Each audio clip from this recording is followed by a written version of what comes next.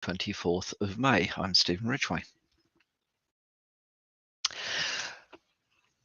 The US has banned North Korean outsourcer because of the activities of the freelancers associated with it.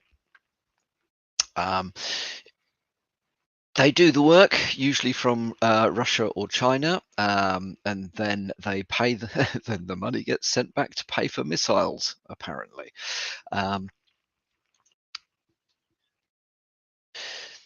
Yeah, North Korea generates a significant amount of revenue through the deployment of IT workers who fraudulently obtain employment with companies around the world, including technology organizations. It is believed that North Korea has thousands of such staff on the books, working mostly in Russia or China, and basically, sending the money back to the People's Republic of Korea, North Korea.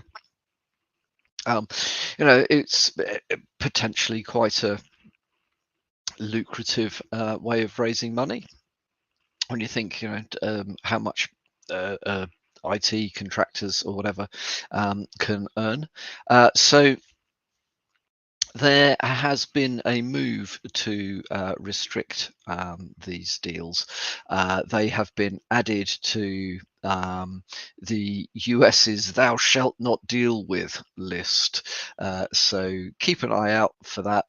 Make sure you're not inadvertently employing people through outsourcing that actually are working in organizations associated with North Korea or Russia or China or anywhere else that may be potentially malicious.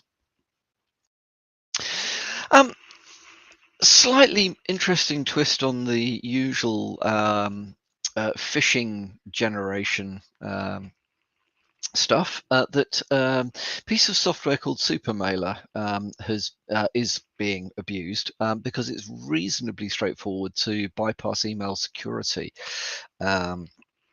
using this particular tool. It's a rather obscure mailer or sort of mailing list organizer, I think, developed in Germany, and it is a piece of desktop software. So basically, you set up your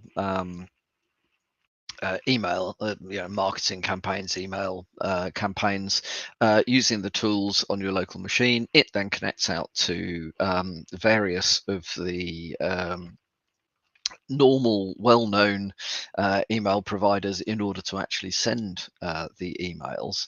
And as such, it can generate a large number of emails for very little effort using templates. But those emails are not likely to be flagged up as having come from illegitimate sources. So it's another one of these situations where legitimate tools are being used for nefarious purposes. And yeah, because it is slightly obscure, it hasn't really hit the radar yet. It's not as it's nothing like as well used as some of the alternative pieces of mailer software, and it overcomes the issue that attackers are having, that if they use cloud-based services, the cloud-based services are increasingly good at spotting and taking down phishing campaigns. So yeah, it is possible to identify that emails have been sent with Supermailer. There are traces left in the email template that identify Supermailer as being the originator. However, you've got to bear in mind that not all things coming from Supermailer are going to be malicious. So using these as a means of blocking email may not be particularly useful or overall effective.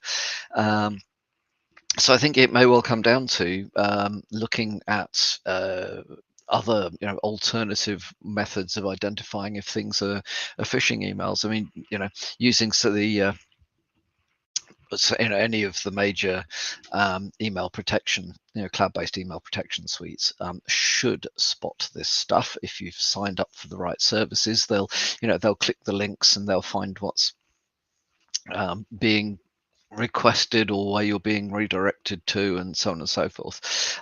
If you're not using one of those tools, which is that's probably the vast majority of organizations out there, because they're quite expensive, you are in the end reliant on native tooling in Office 365 or Google or whatever, or the final backstop is train your people well.